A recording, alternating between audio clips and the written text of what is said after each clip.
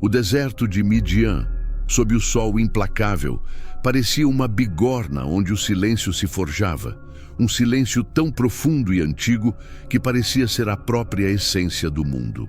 Durante 40 anos, Moisés aprendeu a compreender a linguagem desse silêncio, uma língua falada pelo sussurro do vento sobre as dunas, pelo balido distante de uma ovelha, pelo ritmo lento de sua respiração, sob um céu de safira. Ele fugira do Egito, deixando para trás a púrpura e o poder, e a memória de um feitor egípcio, cujas mãos manchadas de sangue ele não podia purificar, mas apenas enterrar. Agora, suas mãos, antes acostumadas ao cetro e ao linho, estavam calejadas, habilidosas na arte de conduzir rebanhos, encontrar poços de água amarga e ler as estrelas como um mapa de promessas esquecidas. Ele havia trocado o trono de um reino pelo trono silencioso de um pastor, a eloquência da corte pela gagueira do exilado. Aos 80 anos, Moisés já não esperava nada mais do que ver seus dias terminarem naquela terra árida que havia testemunhado sua fragilidade, uma terra que não era sua. Mas Deus ainda tinha planos para ele, pois os desígnios divinos frequentemente amadurecem nas fornalhas da desolação. Foi na encosta do Monte Horebe, a montanha de Deus, um lugar de picos íngremes e sombras profundas, que o pacto invisível começou a se manifestar. Moisés conduzia o rebanho de seu sogro Jetro através do deserto em busca de pastos frescos. Uma rotina diária que parecia tão eterna quanto as rochas ao seu redor. Foi então que ele viu. No começo, não era uma visão grandiosa, mas uma curiosidade, uma anomalia na ordem natural das coisas. Um arbusto, uma simples acácia do deserto, queimava com um fogo que não parecia deste mundo. As chamas dançavam com uma intensidade sobrenatural, uma cor tão pura e brilhante que parecia roubar a luz do sol. E, no entanto, o arbusto não se consumia. Cada folha, cada espinho estava envolto naquele fogo sagrado, mas permanecia intacto, verde e vivo. Moisés, o homem que aprendera a não esperar mais nada, sentiu uma leve chama de admiração, uma curiosidade que sobrepujou as décadas de apatia. Ele se disse, como se a voz interior, há muito esquecida, finalmente surgisse. Agora terei uma grande visão. Por que a sarça não se consome? À medida que se aproximava, cada passo parecia profanar o silêncio. A areia estalava sob suas sandálias gastas, e o calor do fogo, ao invés de escaldante, envolvia-o com uma presença indescritível. E foi do coração daquelas chamas que uma voz ressoou, uma voz que não se ouvia pelos ouvidos, mas pela alma. Moisés, Moisés. A voz sabia seu nome. O pastor parou abruptamente, seu coração batendo forte, como um pássaro preso dentro de seu peito. O medo que o tomou não era o medo comum de um leão ou de um ladrão, mas um medo reverente diante do absoluto. Com um fio de voz, Moisés conseguiu responder. A única palavra que sua garganta seca permitia. Aqui estou. A voz prosseguiu solene e poderosa. Não se aproxime. Tire as sandálias dos pés, pois o lugar em que você está é terra santa. Moisés obedeceu, suas mãos trêmulas desamarrando as tiras de couro. Sentir a areia quente e áspera sob seus pés descalços foi um gesto de humildade, uma entrega total. Ele percebeu então que não estava diante de um simples fenômeno, mas de uma pessoa. E foi ali, naquele momento, que a revelação se fez completa. Eu sou o Deus de seu pai, o Deus de Abraão, o Deus de Isaque e o Deus de Jacó. Ao ouvir isso, Moisés cobriu o rosto, temeroso de olhar para Deus. Toda a história de seu povo, as promessas feitas aos patriarcas, as histórias que sua mãe sussurrara para ele nos palácios do Egito, convergiam naquele instante, naquele fogo que não consumia. O Deus da história, o Deus da aliança, estava ali e ele não havia esquecido. A voz continuou cheia de uma compaixão que parecia fazer a própria montanha tremer. Vi a aflição do meu povo no Egito e ouvi o seu clamor por causa dos seus feitores, pois conheço suas dores e desci para livrá-los das mãos dos egípcios. Levá-los-ei a uma terra boa e espaçosa, uma terra que mana leite e mel. Moisés, com a mente sobrecarregada, ouviu a promessa de libertação, o sonho de uma pátria, o fim de 400 anos de escravidão, algo tão grandioso e inacreditável que ele mal podia compreender. E então o fardo caiu sobre ele. Agora vá, pois te envio a Faraó para tirar o meu povo, os filhos de Israel, do Egito. O universo de Moisés pareceu parar. Ele, o fugitivo, o gago, o pastor de 80 anos, sentiu o peso esmagador de sua inadequação. Quem sou eu? Ele gaguejou, perguntando como poderia ir até Faraó e libertar os filhos de Israel. Era a pergunta sincera de um homem que se conhecia muito bem. Ele conhecia seu passado manchado, seu presente insignificante e seu futuro sem rumo. A resposta de Deus, no entanto, não focou quem Moisés era, mas quem estaria com ele. Vai, porque eu estarei contigo. Uma promessa que redefiniu tudo. A identidade de Moisés não se basearia mais em suas capacidades, mas na presença divina que o acompanharia. A sarça continuava a arder, um símbolo vivo, um objeto simples e frágil, iluminado e sustentado por uma presença divina que não a destruiu, mas lhe deu um propósito glorioso. Moisés, cheio de dúvidas, perguntou o nome daquele ser. Ele queria algo tangível para levar ao povo escravizado, um nome em que pudesse se apoiar. A resposta foi a própria definição de existência, uma afirmação de soberania absoluta que transcendia o tempo. Eu sou quem eu sou. Assim dirás aos filhos de Israel: Eu sou me enviou a vós. Naquele momento, no silêncio de Horebe, o pacto invisível com o futuro foi selado. Moisés, o representante da lei que ainda não havia sido escrita, foi comissionado. Ele recebeu um propósito que o levaria de volta ao coração do império que o rejeitara. Não com a espada de um príncipe, mas com o chamado silencioso de um pastor e o nome do Deus eterno. A conversa na sarça ardente não foi apenas um chamado, foi uma ordenação. Foi o momento em que um homem debilitado foi revestido de autoridade divina. O primeiro elo de uma corrente de redenção que se estenderia através dos séculos, até um profeta de fogo e, finalmente, até o Filho do Homem, em outra montanha sagrada. O deserto, então, deixou de ser um lugar de exílio e se tornou um santuário. A quietude deixou de ser vazia e passou a ser preenchida pela presença do Eu Sou. Moisés, o pastor, tornou-se Moisés, o libertador, com sua vida agora irrevogavelmente entrelaçada ao plano eterno de Deus. O confronto divino à beira do Nilo, o retorno ao Egito, não era o ato de um príncipe reivindicando o direito à primogenitura, mas o de um homem velho e simples, um pastor confiando em um cajado de madeira. Esse cajado, que uma vez testemunhou a sarça ardente, agora se tornava o canal do poder do Deus invisível. O Egito, a terra de sua juventude, parecia-lhe estranho e imenso, uma besta dourada e cruel, repousando nas margens do Nilo.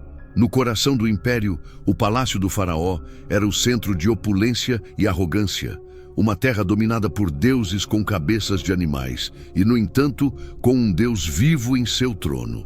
O próprio faraó, encarnação de Horus, filho de Ra, se sentava em seu trono adornado com ouro e lápis lazuli.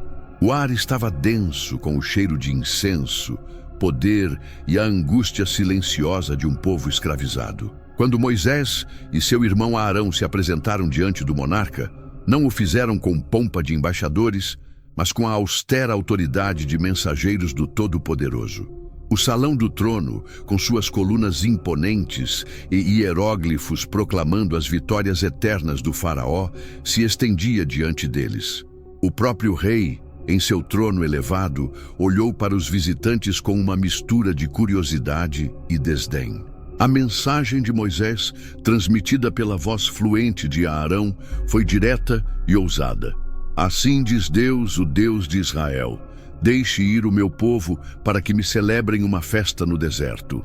A resposta do faraó foi a expressão máxima do orgulho humano diante do divino.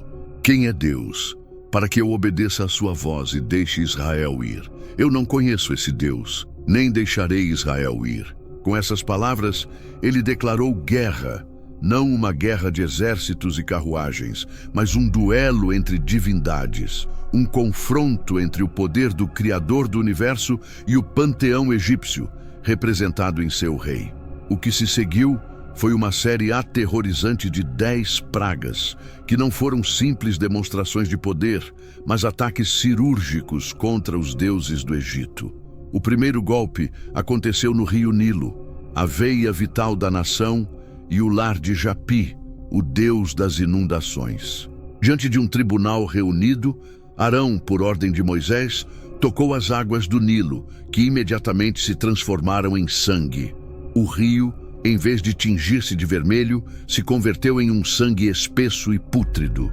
O peixe, sagrado para os egípcios e essencial para sua alimentação, morreu e flutuou de barriga para cima, com os olhos vidrados, olhando para um céu que não mais prometia bênçãos. O cheiro de morte invadiu toda a terra do Egito, dos canais dos camponeses aos vasos de água nos palácios.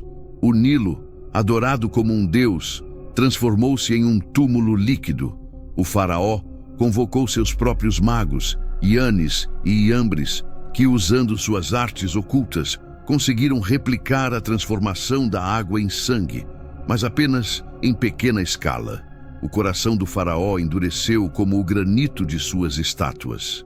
Se seus magos podiam fazer o mesmo, pensou ele, o poder do Deus dos hebreus não era único. Estava enganado. Seus magos criaram uma ilusão, enquanto o poder de Deus transformava a realidade. A segunda praga surgiu do sangue. Sapos, símbolos da deusa da fertilidade, Heket, emergiram do Nilo e cobriram a terra. Eles invadiram as casas, as camas, os fornos de pão. A vida, em sua forma mais prolífica, mais repulsiva, tornou-se uma maldição. Os magos, mais uma vez, conseguiram invocar os sapos, mas não podiam fazê-los desaparecer. Este foi o primeiro sinal de falha em sua magia.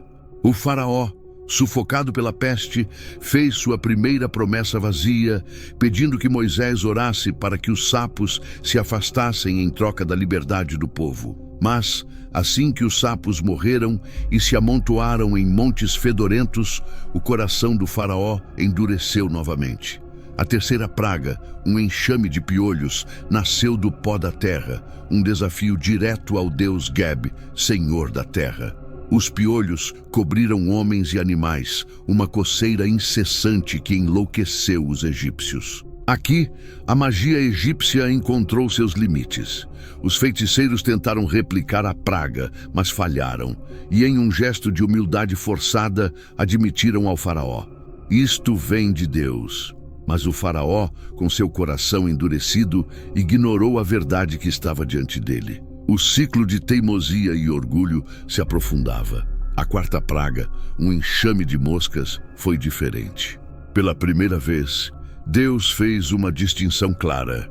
Enquanto todo o Egito se afligia com as moscas, a terra de Gósen, onde os israelitas viviam, permaneceu intocada. Era um sinal inconfundível de que o Deus dos hebreus não era um Deus tribal, mas o Senhor de toda a terra, capaz de traçar limites de julgamento e graça onde quisesse. As pragas continuaram, cada uma mais devastadora que a anterior. A morte do gado afetou os cultos a Apis e Hator. As úlceras humilharam os sacerdotes, cujos corpos precisavam ser puros para servir aos deuses. O granizo de fogo e gelo demonstrou o senhorio de Deus sobre Nut, a deusa do céu. Os gafanhotos devoraram tudo o que o granizo não havia destruído, anulando os deuses da colheita. E finalmente a escuridão, uma escuridão palpável que durou 3 dias, derrotou Ra, o deus Sol, submergindo o Egito em um terror absoluto, enquanto em Gósen havia luz. Moisés não era um mágico, mas um mediador. Ele não só anunciava o julgamento, mas também intercedia. Após cada praga, ele se apresentava novamente diante do faraó, oferecendo-lhe uma oportunidade de arrependimento, uma porta de saída. Mas o faraó, cego pelo medo e pelo orgulho, resistia cada vez mais à graça divina. O duelo estava chegando ao seu clímax. 9 deuses do Egito haviam sido derrotados, e a 10ª e última praga não seria um ataque a um deus, mas ao próprio coração de cada família egípcia: a morte do primogênito.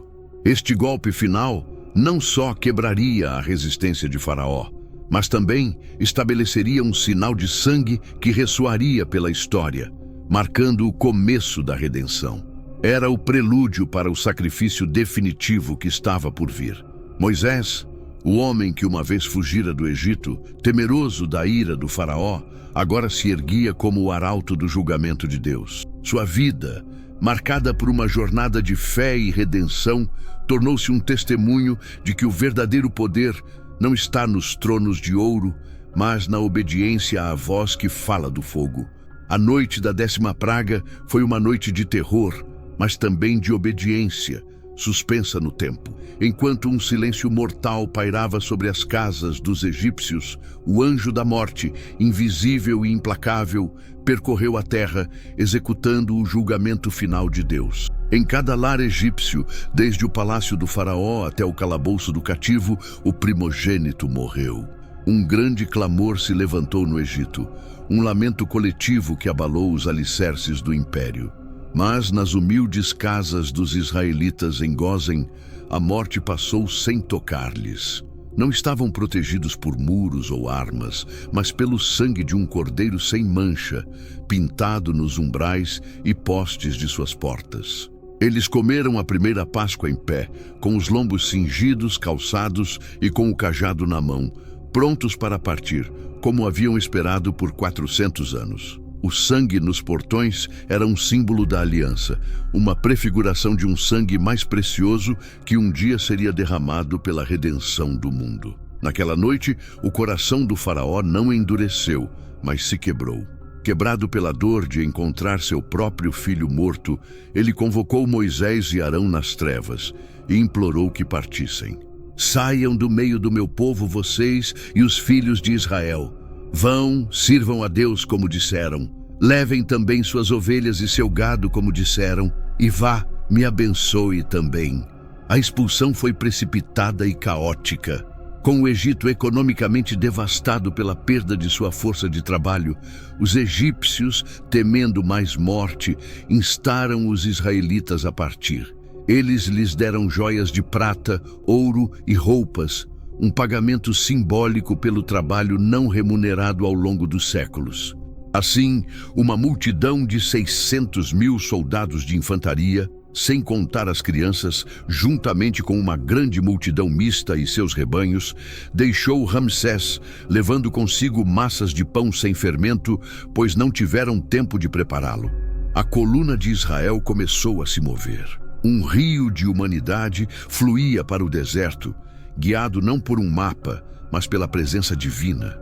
Durante o dia, uma coluna de nuvem surgiu diante deles, uma sombra protetora contra o sol implacável. À noite, a nuvem se tornava uma coluna de fogo, uma tocha celestial que iluminava seu caminho e lhes dava calor. Era a garantia visível da promessa de Deus: eu estarei com você. No entanto, a liberdade recém-conquistada era frágil. Assim que o luto no Egito cedeu lugar à raiva e arrependimento, o faraó, economicamente arruinado pela perda de sua força de trabalho, decidiu perseguir os israelitas. Como podemos deixar Israel ir para que não nos sirvam? Pensou ele, reunindo a elite de seu exército, com 600 carros de guerra escolhidos, todos os carros do Egito e seus capitães. O som do trovão dos cascos e o guincho das rodas na areia do deserto ecoaram enquanto se aproximavam dos israelitas, que estavam acampados junto ao mar, com o deserto de um lado e o vasto e intransponível Mar Vermelho à frente. O pânico se espalhou pelo acampamento como um rastro de pólvora. A fé que havia nascido na noite da Páscoa evaporou ao ver a poeira levantada pelo exército mais poderoso do mundo. Gritos de desespero se transformaram em acusações amargas contra Moisés. Não havia sepulturas no Egito. Você nos tirou para morrer no deserto. Por que você fez isso conosco? Este foi o primeiro grande fracasso da fé de Israel. Uma tendência a lembrar a escravidão com uma nostalgia perversa e esquecer os milagres com uma amnésia trágica. No entanto, Moisés permaneceu firme. Sua fé, forjada na sarça ardente e temperada nos confrontos com o faraó, tornou-se uma rocha inabalável. Ele se virou para o povo aterrorizado e proclamou uma das declarações de fé mais poderosas das Escrituras: não temam, fiquem firmes e vejam a salvação que o Senhor realizará para vocês hoje. Pois os egípcios que hoje vistes, nunca mais os vereis. O Senhor lutará por vocês e vocês estarão em paz. Com isso, Moisés, por ordem divina, estendeu a mão para o mar. E então a coluna de nuvem, que os guiava, moveu-se para trás deles, tornando-se uma barreira impenetrável de escuridão para os egípcios, mas de luz para os israelitas. Foi então que o milagre dos milagres começou. Deus fez soprar um forte vento oriental durante toda a noite, um vento com o poder da criação. O mar não simplesmente recuou, ele se dividiu. As águas subiram de ambos os lados, erguendo-se como paredes líquidas e transparentes, criando um caminho seco no fundo do mar. As pessoas, atônitas, começaram a atravessar esse corredor impossível. A areia estava úmida, mas firme sob seus pés, com as paredes de água à direita e à esquerda. Foi um batismo para uma nova nação, uma passagem da morte para uma nova vida. Quando o último israelita alcançou a outra margem, o exército egípcio, em sua arrogância, se lançou no mesmo caminho. Mas Deus, observando do alto, na coluna de fogo e nuvem, perturbou o acampamento dos egípcios. Ele fez as rodas de seus carros se tornarem pesadas, e o pânico tomou conta dos perseguidores. "Fujamos da frente de Israel", gritaram, "porque Deus está lutando por eles contra os egípcios." Mas já era tarde demais. Deus ordenou a Moisés: estenda a mão sobre o mar para que as águas voltem sobre os egípcios, seus carros e cavaleiros. Moisés obedeceu. As águas, que haviam sido levantadas como paredes, se desmoronaram com fúria, cobrindo o exército do faraó.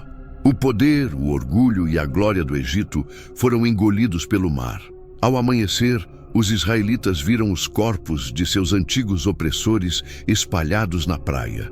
O mar, que antes era uma barreira, tornou-se sua salvação e o túmulo de seus inimigos. Naquele momento, à beira da liberdade, o medo do povo se transformou em reverência.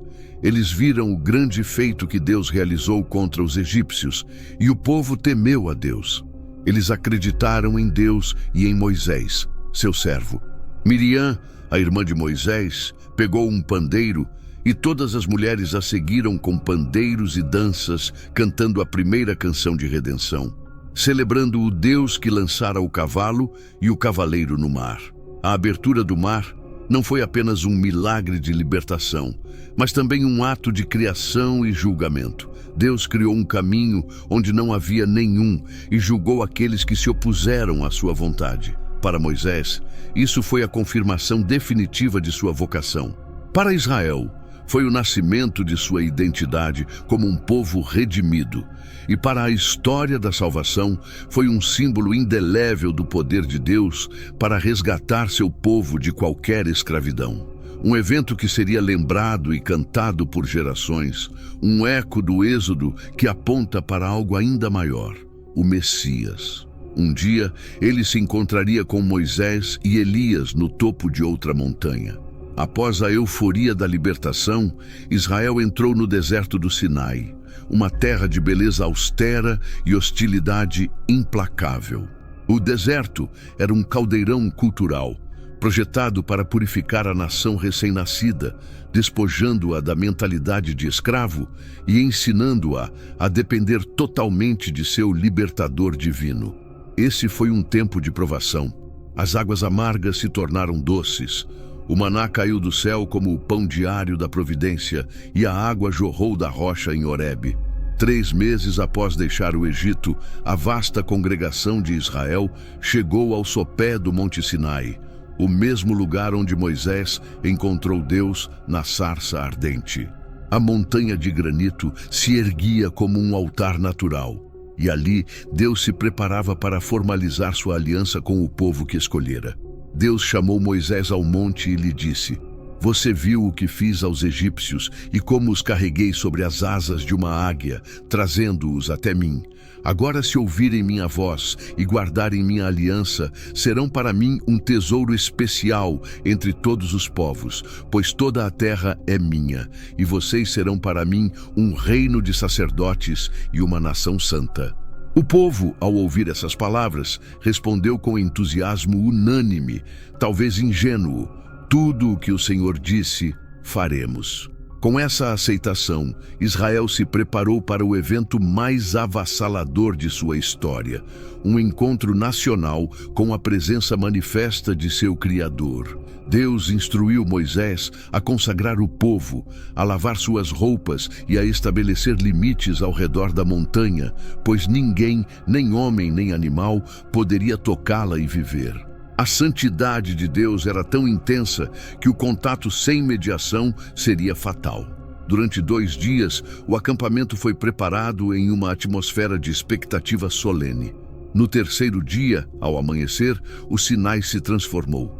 Trovões ensurdecedores ribombaram do cume e relâmpagos ofuscaram o céu como garras de fogo. Uma nuvem espessa desceu e cobriu a montanha, e o som de um chofar começou a soar, aumentando em intensidade até se tornar quase insuportável. A montanha inteira tremeu violentamente, como se estivesse sendo atingida por um terremoto. E Deus desceu sobre ela em fogo, e dela subiu fumaça, como a fumaça de uma fornalha. O povo no acampamento, testemunhando esta teofania terrível, tremeu de medo do bezerro de ouro e do coração partido do mediador. Enquanto Moisés estava envolto na nuvem de glória, no topo do Sinai, recebendo a comunhão com o Eterno, uma inquietação tóxica começou a fermentar no acampamento abaixo. 40 dias são muito tempo para um povo acostumado à gratificação instantânea e à evidência tangível de seus deuses. A ausência de Moisés, seu líder visível, e sua conexão com o Deus invisível criaram um vácuo de liderança e fé, medo e impaciência. Gêmeos malignos começaram a sussurrar nos ouvidos do povo: "Este Moisés, o homem que nos tirou da terra do Egito, não sabemos o que lhe aconteceu", disseram uns aos outros.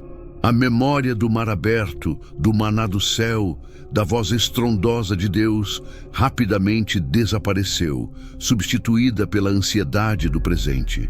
Eles se reuniram em torno de Arão, irmão de Moisés, o sumo sacerdote designado, e fizeram-lhe uma exigência que era ao mesmo tempo blasfêmia e tragédia. "Levante-se, façam-nos deuses que irão à nossa frente." Eles queriam um Deus que pudessem ver, tocar e controlar, um eco da idolatria que conheceram no Egito. Eles ansiavam por retornar ao conforto do familiar, mesmo que essa familiaridade fosse a escravidão. Arão, em um momento de fraqueza catastrófica, em vez de se manter firme como a voz da razão e da fé, cedeu à pressão da multidão, talvez por medo, talvez por um desejo equivocado de apaziguar o povo. Ele lhes disse: "Tirem as pequenas colunas de ouro que estão nos ouvidos de vossas mulheres, vossos filhos e vossas filhas, e trazei-os a mim." O ouro que os egípcios lhes deram, o ouro que era um símbolo de sua libertação, foi rapidamente recolhido. Arão recebeu-o, fundiu-o num molde e fez um bezerro de ouro, imagem que lembrava o touro Apis, um dos deuses mais importantes do Egito. A apostasia foi rápida e completa. Quando o povo viu o ídolo dourado brilhando ao sol do deserto, declarou com espantosa cegueira espiritual: Israel, estes são os teus deuses que te tiraram da terra do Egito. Arão, talvez tentando redimir sua ação, dando-lhe um verniz de legitimidade, construiu um altar em frente ao bezerro e proclamou: amanhã será uma festa para Deus. Eles tentaram fundir a adoração ao Deus verdadeiro com a idolatria, criando um sincretismo abominável. No dia seguinte, o acampamento deu lugar a uma festa desenfreada.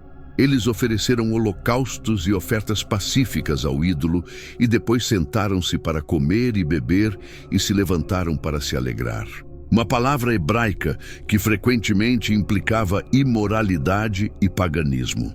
Eles haviam quebrado a aliança antes que a tinta, por assim dizer, estivesse seca nas tábuas de pedra, no topo da montanha. Deus, que tudo vê, interrompeu sua comunhão com Moisés.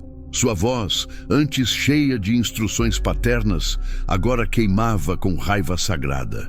Desça, disse ele a Moisés, porque o seu povo, que você tirou da terra do Egito, se corrompeu. Eles se desviaram rapidamente do caminho que lhes ordenei.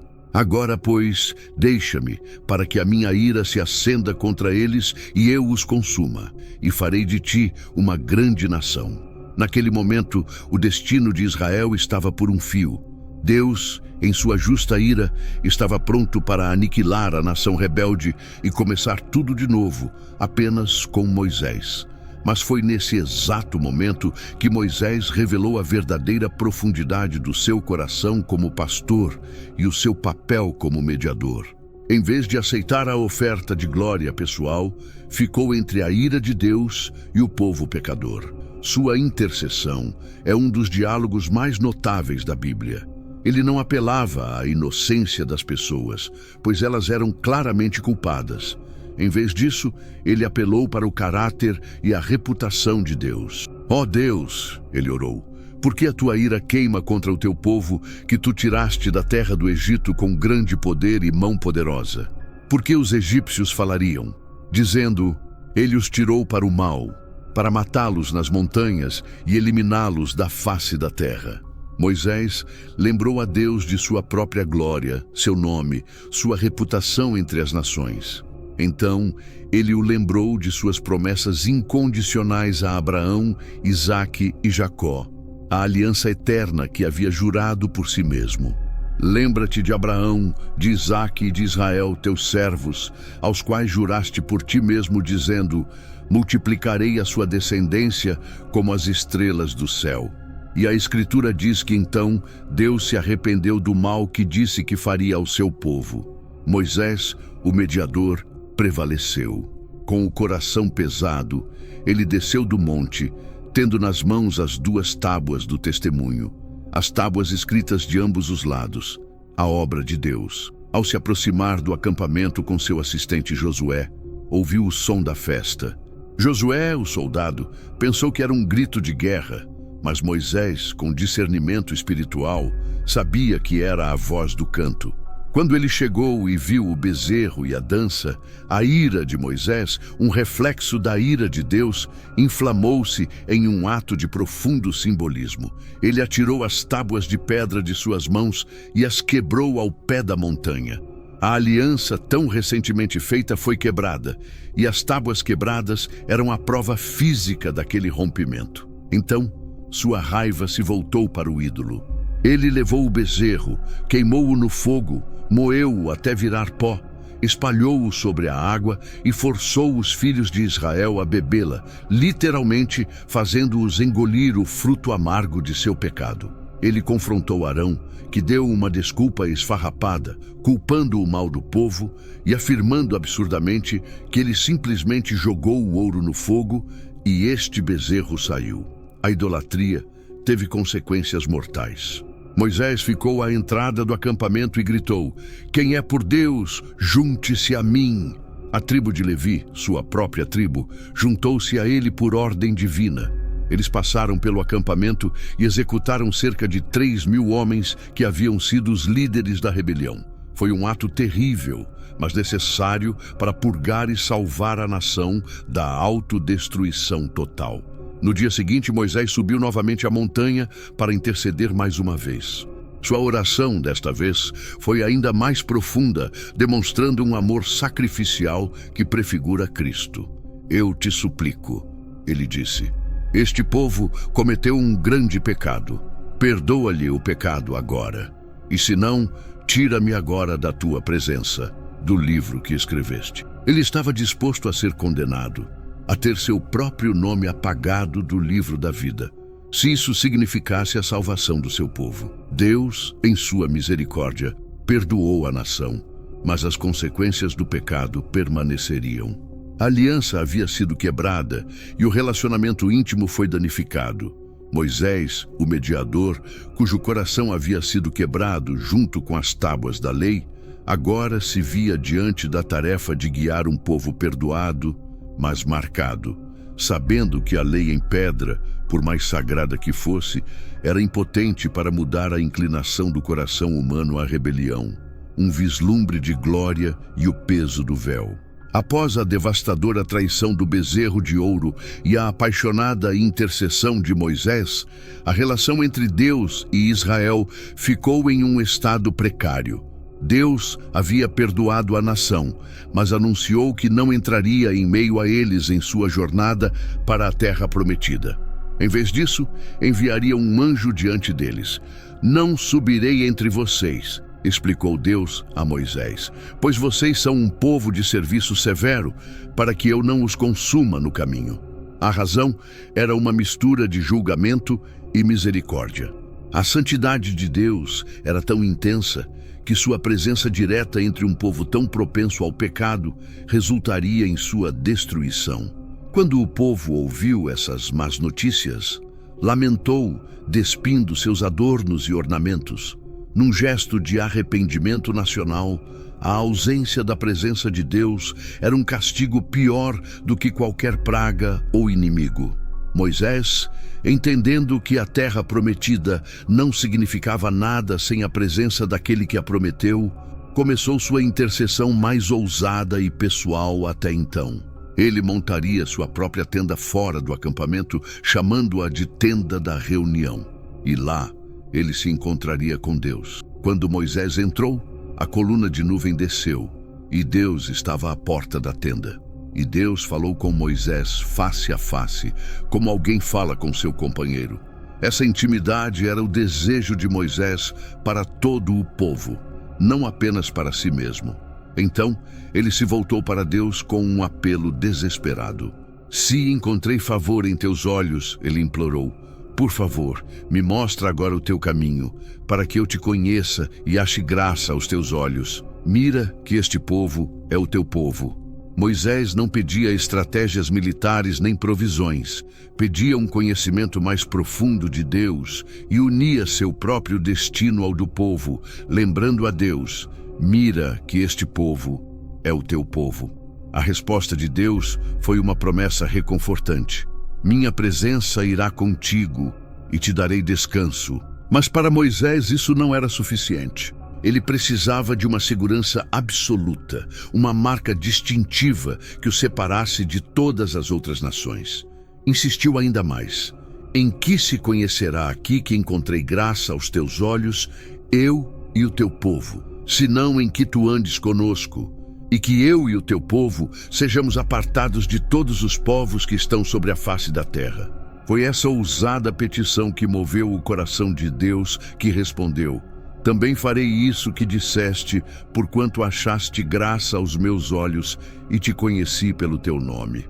Envalentonado por esse sucesso, Moisés fez a petição mais assombrosa de todas, uma que brotava das profundezas de uma alma que já havia provado a doçura da comunhão divina e agora desejava a plenitude. Te rogo que me mostres a tua glória, pediu. Não um milagre, não uma sinal, mas a essência mesma de Deus. Deus, em sua infinita sabedoria e graça, explicou a impossibilidade e a letalidade de tal pedido para um ser humano mortal. Não poderás ver o meu rosto, disse ele, porque não me verá homem e viverá. A glória de Deus em sua plenitude é uma força tão pura e santa que consumiria instantaneamente qualquer coisa manchada pelo pecado. No entanto, Deus não rejeitou o pedido completamente. Em um ato de condescendência surpreendente, ofereceu a Moisés um vislumbre, uma visão mediada de sua glória. Eis que há um lugar junto a mim, disse ele, e tu estarás sobre a rocha, e quando passar a minha glória, eu te porei numa fenda da rocha, e te cobrirei com a minha mão até que tenha passado. Depois apartarei a minha mão e verás as minhas costas, mas o meu rosto não se verá. Essa imagem de Deus escondendo Moisés na fenda da rocha para protegê-lo de sua própria glória é uma das metáforas mais poderosas da graça no Antigo Testamento. É Deus mesmo quem protege o homem de si mesmo. A rocha, como o apóstolo Paulo explicaria mais tarde, era um tipo de Cristo, aquele em quem os crentes estão escondidos e protegidos da justa ira de Deus. Por ordem divina, Moisés fez 2 novas tábuas de pedra, como as primeiras que havia quebrado, e subiu novamente ao Monte Sinai ao amanhecer. Ali, sozinho no topo, Deus desceu na nuvem e proclamou a si mesmo. O que Moisés experimentou não foi principalmente uma visão visual, mas uma revelação do caráter de Deus. Deus passou diante dele proclamando seu nome. Deus, Deus forte, misericordioso e piedoso, tardio para a ira e grande em misericórdia e verdade, que guarda misericórdia a milhares, que perdoa a iniquidade, a rebelião e o pecado, e que de nenhum modo terá por inocente o malvado. Moisés aprendeu que a glória de Deus não reside em seu poder puro, mas na perfeita união de sua misericórdia e sua justiça, seu amor e sua santidade. Prostrando-se em terra, Moisés adorou e mais uma vez intercedeu, pedindo a este Deus glorioso que, apesar de tudo, estivesse em meio a eles e os tomasse por herança. Deus, então, renovou o pacto, prometendo fazer maravilhas nunca antes vistas. Durante outros 40 dias e 40 noites, Moisés permaneceu na montanha sem comer nem beber, escrevendo nas novas tábuas as palavras do pacto, os 10 mandamentos. Quando finalmente desceu, seu rosto havia mudado. A prolongada exposição à glória de Deus o havia imbuído de uma luminosidade sobrenatural. Sua pele resplandecia com uma luz tão intensa que Arão e o povo tiveram medo de se aproximar dele. Moisés não estava consciente da mudança até ver a reação deles. Teve que chamá-los para que se aproximassem e então lhes comunicou tudo o que Deus lhe havia ordenado. A partir daquele dia, toda vez que Moisés saía de seu encontro com Deus, ele precisava colocar um véu sobre o rosto para falar com o povo. O véu era necessário porque a glória refletida, embora desaparecendo, ainda era demais para que eles suportassem. Este véu, como Paulo explica na segunda carta aos Coríntios, capítulo 3, tornou-se um símbolo. Representava a glória da antiga aliança, uma glória real, mas temporária e imediata. Também simbolizava a cegueira espiritual de Israel, que não conseguia ver o propósito final da lei. O véu escondia o fato de que a glória da lei estava destinada a desaparecer para dar lugar à glória superior e permanente da nova aliança em Cristo. Moisés, o homem que ansiava ver a glória de Deus, tornou-se portador dessa glória. Sua vida foi marcada pelo encontro na sarça, as pragas, o mar dividido e a entrega da lei, culminando nesta experiência de intimidade divina única. O pacto invisível que o ligava ao futuro redentor se aprofundou. Ele, o representante da lei, carregava em seu rosto um brilho que apontava para uma glória maior que ainda não havia sido revelada.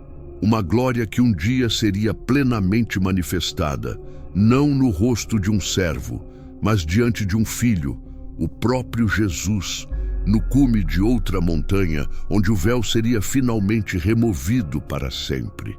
O profeta do fogo e do silêncio dos céus. Mais de 500 anos se passaram. A nação de Israel, estabelecida na terra prometida, havia vivido o ciclo dos juízes, o esplendor do Reino Unido sob Davi e Salomão. E agora, a dolorosa divisão em 2 reinos, Israel ao norte e Judá ao sul. O Reino do Norte, em particular, havia afundado em um abismo de idolatria. O rei Acabe, fraco e dominado por sua esposa fenícia Jezabel, levou a nação ao ponto mais baixo da apostasia. Jezabel, uma adoradora fanática de Baal e Azerá, importou sua religião pagã e a estabeleceu como o culto oficial do Estado. Templos foram construídos para Baal, o deus das tempestades e da fertilidade, e ela perseguiu e assassinou sistematicamente os profetas do Deus verdadeiro. O silêncio de Deus parecia pesar sobre a terra como o calor sufocante antes de uma tempestade.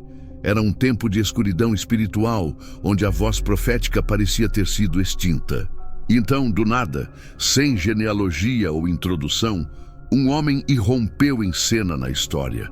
Seu nome era Elias, o Tisbita, da tribo dos habitantes de Gileade, uma região montanhosa e acidentada a leste do Jordão.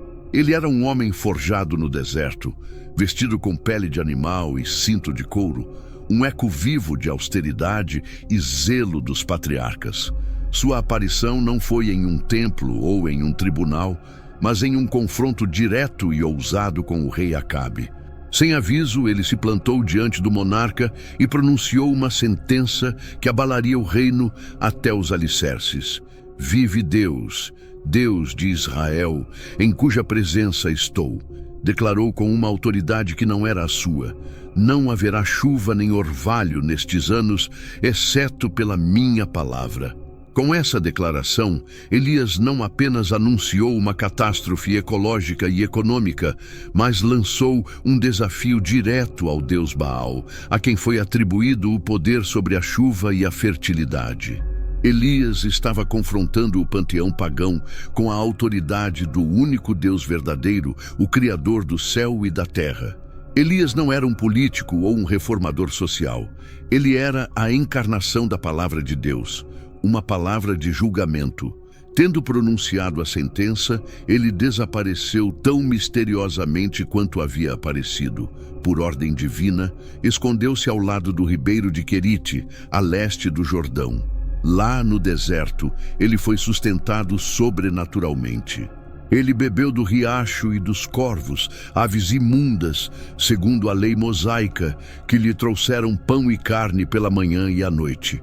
Deus estava mostrando ao seu profeta que ele poderia fornecer até mesmo através dos meios mais improváveis, ensinando-lhe uma dependência absoluta para as provações vindouras.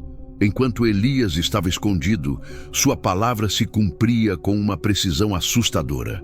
Os céus se fecharam. O sol escaldante batia na terra dia após dia. A grama ficou amarela, depois marrom e finalmente se transformou em pó. O gado emagreceu e morreu. Os rios e córregos tornaram-se leitos de lama rachada. A fome começou a espremer as entranhas da nação. A seca não foi apenas uma calamidade natural, mas uma lição teológica. Todos os dias sem chuva eram um testemunho silencioso e poderoso da impotência de Baal. As pessoas que haviam buscado Baal em busca de bênçãos agora sofriam sob uma maldição que seu Deus não conseguia remover. O rei Acabe, enfurecido e humilhado, procurou Elias por toda parte, não para se arrepender, mas para matá-lo. Ele o culpou, dizendo que ele era o que perturbava Israel, sem reconhecer que a verdadeira causa da turbulência era o seu próprio pecado e o da nação. A seca era um espelho que refletia a aridez espiritual de Israel. Quando finalmente o ribeiro de Querite secou, a palavra de Deus veio novamente a Elias. Desta vez, a ordem era ainda mais estranha e perigosa. Levante-se, vá até Sarepta de Sidom e habite ali. Eis que ordenei a uma mulher viúva que vos receba ali e vos apoie. Sarepta não estava em Israel, mas no coração do território fenício, terra natal de Jezabel, epicentro do culto a Baal.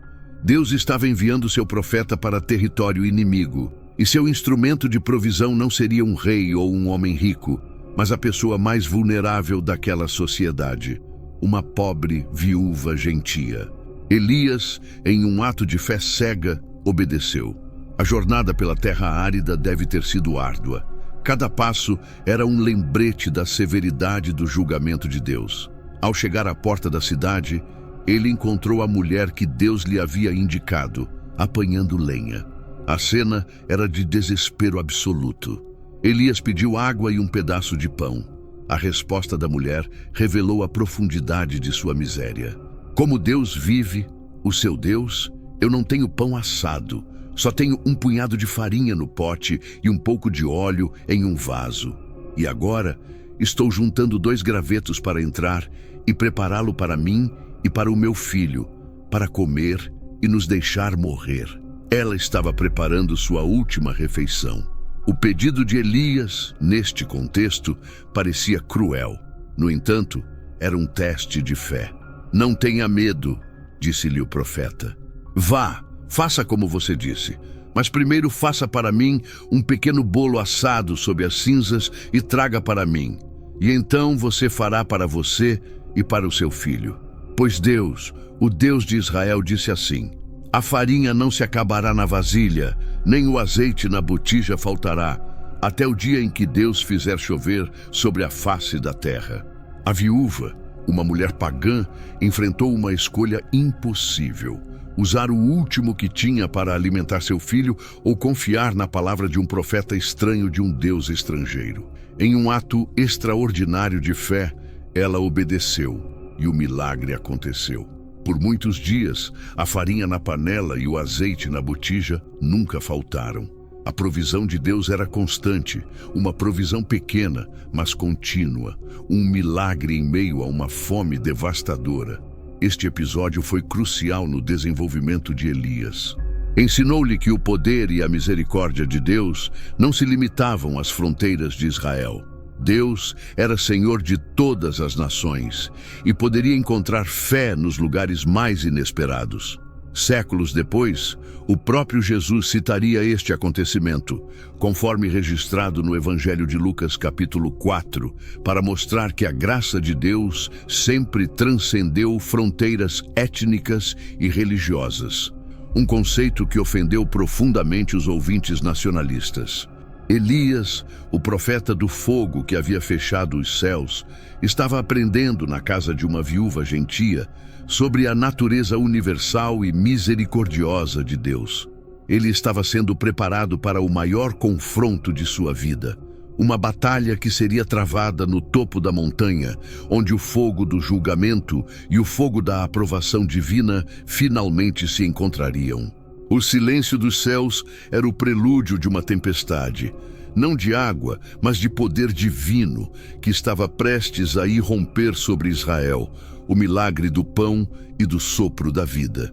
A permanência de Elias em Sarepta, na casa da viúva, foi um período de quietude sobrenatural no meio da tempestade do julgamento nacional. Todos os dias, o milagre se repetia em sua simplicidade.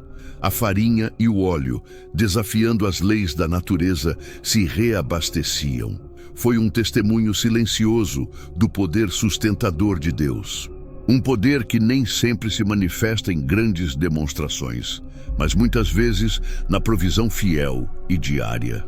Este tempo não serviu apenas para proteger o profeta, mas também para forjar um vínculo inesperado entre ele e a mulher. A gentil mulher e seu filho se tornaram uma família improvisada, unida pela fé e pela dependência de um Deus que até pouco tempo era desconhecido para ela. No entanto, o teste mais profundo ainda estava por vir. A tragédia golpeou o humilde lar.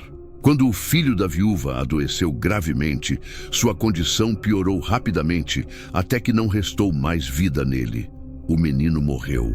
O sofrimento da mãe foi imenso, um abismo de angústia que se transformou em uma acusação desesperada contra o homem de Deus. Em sua dor, ela associou a presença do profeta à morte de seu filho, vendo-o como um agente do julgamento divino. "O que tenho eu contigo, varão de Deus?", gritou ela para Elias. "Você veio a mim para trazer à memória os meus pecados e fazer morrer meu filho?" Sua reclamação revelava uma teologia rudimentar, mas comum. A calamidade era um castigo direto por um pecado específico. Ela via Elias não como um canal de bênção, mas como um lembrete de sua própria indignidade diante de um Deus santo. Elias, confrontado com essa explosão de dor e acusação, não se defendeu nem ofereceu consolos vazios. Sua resposta foi de ação imediata e fé, recusando-se a aceitar a morte como a última palavra. "Dá-me o teu filho", disse ele com autoridade tranquila. Tomou o corpo inerte do menino nos braços da mãe, subiu ao aposento onde ele se hospedava e o deitou sobre sua própria cama. Na solidão daquela sala, com o pequeno corpo frio diante dele, Elias se confrontou com a aparente contradição do poder de Deus. O mesmo Deus que provia o pão milagroso, agora parecia ter permitido a morte. Elias se dirigiu a Deus, não com uma oração formal, mas com um clamor apaixonado, quase uma queixa que brotava das profundezas de sua alma. "Deus, meu Deus, ainda a viúva na cuja casa estou hospedado tem afligido, fazendo-lhe morrer seu filho?" Era a oração de um homem que lutava para compreender os caminhos de Deus, mas que se recusava a abandonar sua fé na bondade divina. E então fez algo extraordinário. Estendeu-se sobre o menino 3 vezes, um ato simbólico de identificação total com a morte do menino, um desejo de transferir sua própria vida para ele. E enquanto fazia isso, clamou com uma intensidade desesperada: "Deus, meu Deus, te rogo que faças voltar a alma deste menino a ele." Ele não estava realizando um rito mágico, mas intercedendo com todo o seu ser, corpo e alma, pedindo a Deus que revertesse o decreto da morte. A Escritura registra a resposta divina com uma simplicidade sublime. "E Deus ouviu a voz de Elias, e a alma do menino voltou a ele e reviveu." O sopro da vida, o mesmo sopro que Deus havia insuflado em Adão no princípio, voltou a entrar no corpo do menino. O calor retornou aos seus membros, a cor às suas faces, e ele abriu os olhos. A morte foi derrotada naquela pequena sala, em uma terra pagã. Elias tomou o menino vivo, desceu da sala e o entregou à sua mãe. As palavras que ele pronunciou foram simples, mas carregadas de um poder que ressoaria pelos séculos. "Veja, o teu filho vive." A reação da mulher foi uma transformação completa. Sua dor se transformou em espanto. Sua acusação se tornou uma confissão de fé profunda e pessoal. "Agora sei que você é homem de Deus", disse ela, "e que a palavra de Deus é verdade em sua boca." Antes, ela havia reconhecido Elias como um homem de Deus com ressentimento. Agora, ela o conhecia com certeza e gratidão. A ressurreição de seu filho foi a prova definitiva. Ela não só acreditava no poder de Deus, mas na veracidade da palavra de Deus proclamada por seu profeta. Este milagre, a primeira ressurreição registrada na Bíblia, foi um ponto de inflexão crucial. Para Elias, foi uma confirmação de que o Deus a quem ele servia não era apenas o Deus da natureza, capaz de controlar a chuva e multiplicar a farinha, mas o Deus da própria vida, com poder sobre a morte e o túmulo. Esta experiência o armaria com uma confiança inquebrantável para a confrontação que se aproximava no Monte Carmelo, para a história da redenção. Este evento foi uma poderosa prefiguração. Séculos mais tarde, o profeta Eliseu, sucessor de Elias, realizaria um milagre semelhante ao ressuscitar o filho da mulher sunamita. E, finalmente, Jesus, o Messias, demonstraria sua autoridade suprema sobre a morte ao ressuscitar o filho da viúva de Naim, a filha de Jairo e seu amigo Lázaro, antes de conquistar a morte de uma vez por todas em sua própria ressurreição. Elias, o profeta de fogo, estava participando de um pacto invisível que o conectava diretamente com o ministério de Cristo. Ele estava demonstrando que o Deus de Israel não é um Deus dos mortos, mas dos vivos. O milagre em Sarepta não foi apenas a restauração de uma vida, mas uma declaração de que o poder de Deus é mais forte que o pecado, a doença e a morte. Com essa verdade ardendo em seu coração, Elias estava pronto para retornar a Israel e enfrentar os 450 profetas de Baal em uma confrontação que decidiria o destino da nação. Fogo do céu no Monte Carmelo. Após 3 anos e meio de seca e silêncio, a palavra de Deus veio novamente a Elias com uma ordem concisa e eletrizante. Vai, mostra-te a Acabe e farei chover sobre a face da terra. O tempo de se esconder havia terminado. Era o momento da confrontação. Elias, obediente, partiu para se encontrar com seu arqui-inimigo. O encontro foi tenso, carregado com a animosidade de anos de busca e frustração. Acabe, ao vê-lo, cumprimentou-o com uma acusação. Você é o que perturba Israel? A resposta de Elias foi direta e sem medo, devolvendo a acusação ao legítimo dono. Não fui eu que perturbei Israel, mas você e a casa de seu pai, ao deixarem os mandamentos de Deus e seguirem os Baalins.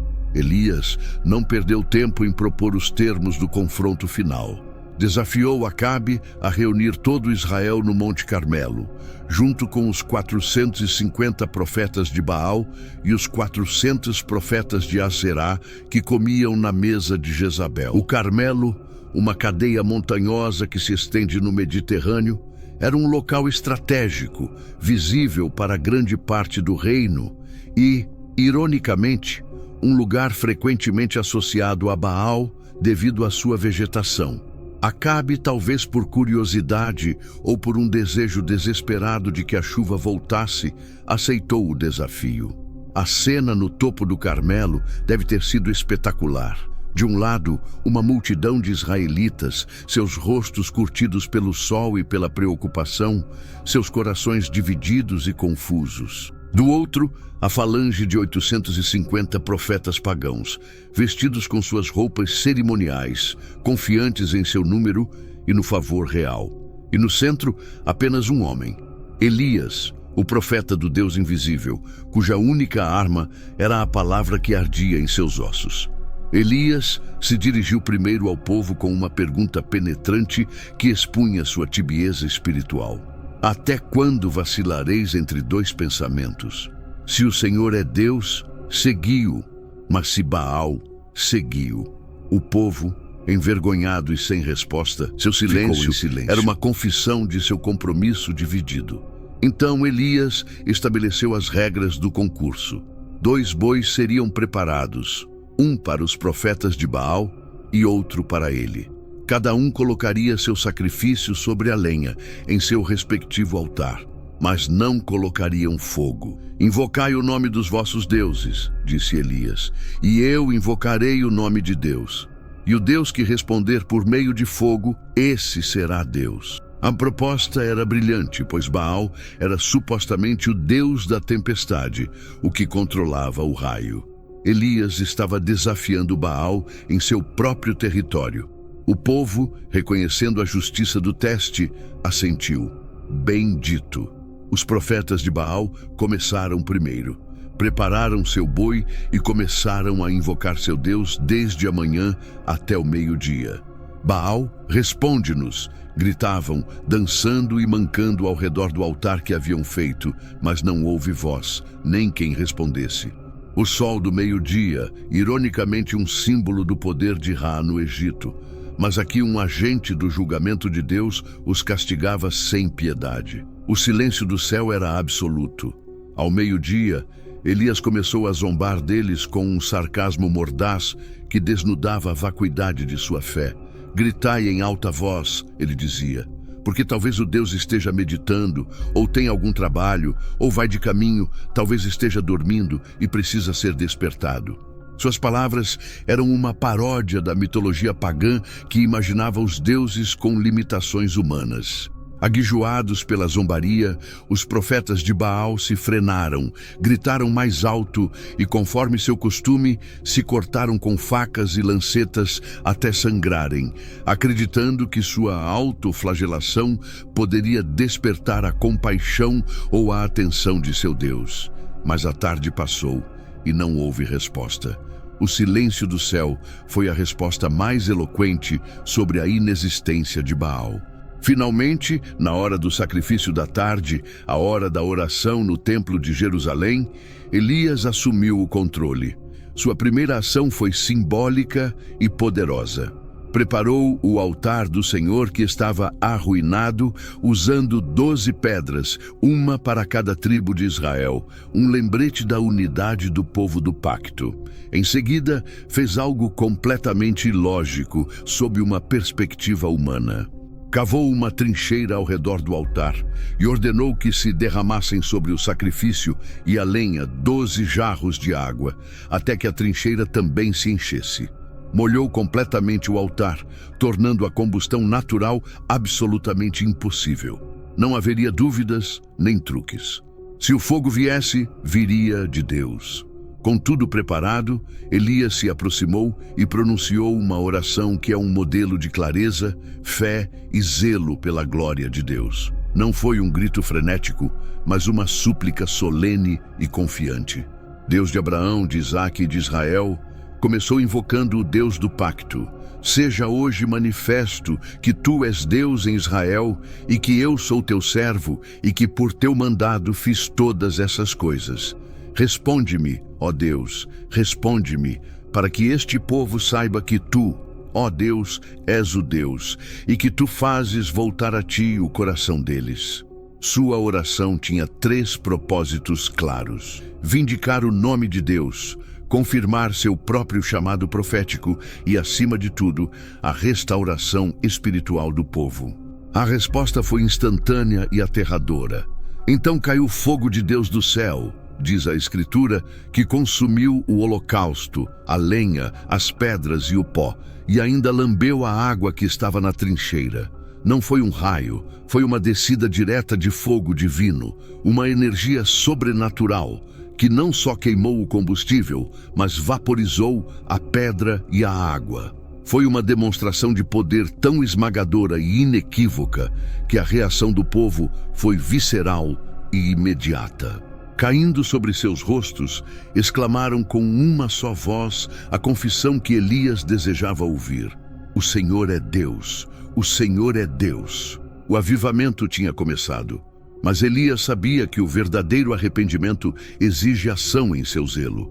De acordo com a lei de Deuteronômio, capítulo 13, que ordenava a execução dos falsos profetas que levavam o povo à idolatria, ele ordenou a captura dos profetas de Baal, levou-os ao ribeiro de Sison e lá os executou, purificando a nação dos principais agentes de sua corrupção espiritual. Imediatamente após este ato de juízo, Elias anunciou a Acabe: sobe, come e bebe, porque uma grande chuva se ouve. Me subiu novamente ao topo do Carmelo, prostrou-se com o rosto entre os joelhos, numa postura de intensa oração, e enviou seu servo 7 vezes para olhar em direção ao mar. 6 vezes o servo voltou sem novidades, mas na 7ª vez ele informou: vejo uma pequena nuvem, do tamanho da palma da mão de um homem, subindo do mar. Essa pequena sinalização foi suficiente. A fé de Elias agarrou-se a ela. Ele enviou uma mensagem urgente a Acabe para descer antes que a chuva o impedisse. E em pouco tempo, os céus, que haviam estado fechados por sua palavra, escureceram-se com nuvens. O vento se levantou e uma torrencial chuva caiu. A seca havia terminado. Elias, cheio do poder do Espírito, cingiu seus lombos e correu diante do carro de Acabe até a entrada de Jezreel, superando os cavalos. O fogo do céu havia validado a Deus e agora a chuva confirmava a palavra do profeta. O pacto invisível se fortalecia. Elias, como Moisés, se erguia como mediador entre Deus e o povo, um instrumento de juízo e de bênção, um profeta de fogo cujo zelo pela casa de Deus o consumiria e o levaria às profundezas da desesperação para um novo encontro com a voz de Deus na mesma montanha onde a lei fora entregue pela primeira vez, o refúgio no silêncio de Horebe. A vitória no Monte Carmelo foi absoluta. Elias havia desafiado e derrotado todo o sistema religioso pagão de Israel em um só dia. Ele viu o fogo de Deus descer, ouviu a confissão do povo e sentiu a chuva da bênção voltando a cair sobre a terra seca. Deve ter sentido que o avivamento nacional era iminente, que o coração do rei e do povo se voltariam permanentemente para Deus. Mas a euforia da vitória desapareceu tão rapidamente quanto as nuvens da tempestade. Acabe, em vez de se arrepender, simplesmente voltou para casa e contou tudo à sua esposa Jezabel. A reação da rainha idólatra não foi de temor diante do poder do Deus de Israel, mas de fúria vingativa. Ela enviou um mensageiro a Elias com uma ameaça assustadora e um juramento solene. Assim me façam os deuses e ainda me acrescentem, se amanhã, a esta hora, eu não tiver posto tua pessoa como uma das deles. Elias recebeu uma sentença de morte pessoal. Esse foi o momento em que a força do profeta desabou. O mesmo homem que enfrentou 850 profetas e um rei apostata, agora fugiu para salvar sua vida diante da ameaça de uma só mulher. O homem que havia enfrentado sem temor 850 profetas e um rei apóstata, agora fugia para salvar sua vida diante da ameaça de uma única mulher. A Escritura diz: vendo, pois, o perigo, se levantou e se foi para salvar sua vida. Aqui vemos a profunda humanidade de Elias. Sua fé, que havia movido montanhas e detido os céus, agora vacilava. Ele estava exausto, não apenas fisicamente pelos eventos do dia, mas emocional e espiritualmente. Havia esperado um avivamento nacional, mas se encontrou sozinho e novamente sendo perseguido. Fugiu para o sul, até Berseba, no reino de Judá, deixando seu servo lá. Depois, se aventurou sozinho no deserto, um caminho de um dia. O deserto, que havia sido seu refúgio e lugar de provisão em Querite, agora se tornava um lugar de desespero. Sentou-se debaixo de um zimbro, um arbusto solitário na imensidão árida, e na profundidade de seu esgotamento e depressão, orou para morrer. Basta, ó Deus, clamou. Tira minha vida, pois não sou melhor do que meus pais. Sua oração revela a raiz de sua desesperança. Ele sentia que havia falhado, que deu tudo de si, que arriscou sua vida e, no final, nada mudou fundamentalmente. A idolatria personificada em Jezabel ainda controlava o trono. Ele se via como um elo inútil na cadeia da história de fé. Sentia-se completamente sozinho, dominado por um sentimento de inutilidade. Exausto pela autopiedade e desespero, adormeceu. Mas Deus não o abandonou em seu ponto mais baixo. Seu cuidado foi terno e prático. Um anjo o tocou e disse: levante-se e coma. Elias abriu os olhos e viu à sua cabeceira um bolo assado nas brasas e uma jarra de água. Comeu, bebeu e voltou a dormir. O anjo o acordou pela segunda vez, com gentil insistência. Levante-se e coma, pois você tem um longo caminho a percorrer. Deus não o repreendeu por sua falta de fé, nem lhe fez um sermão teológico. Ele primeiro atendeu às suas necessidades físicas mais básicas: descanso e alimentação. Reconheceu que a depressão de Elias tinha um componente físico real, fortalecido por aquele alimento sobrenatural. Elias caminhou por 40 dias e 40 noites. Este número é altamente simbólico, evocando os 40 anos de Israel no deserto e mais diretamente os 40 dias que Moisés passou na montanha de Deus. E esse era precisamente o seu destino, Horebe, a montanha de Deus, outro nome para o Sinai. Elias, o representante dos profetas, foi instintivamente ou divinamente guiado ao mesmo lugar onde Moisés, o representante da lei, havia recebido a revelação fundamental de Deus. Ele estava buscando refúgio, buscando uma resposta, procurando o Deus que parecia tê-lo abandonado. Em Horebe, ele se escondeu em uma caverna, um lugar escuro e solitário que refletia o estado de sua alma. E ali, na quietude da montanha sagrada, a palavra de Deus finalmente chegou até ele, não com uma ordem, mas com uma pergunta penetrante e gentil. O que você está fazendo aqui, Elias? A questão não era para obter informação. Deus sabia exatamente onde ele estava e por quê. Foi um convite para Elias expressar a dor e confusão em seu coração.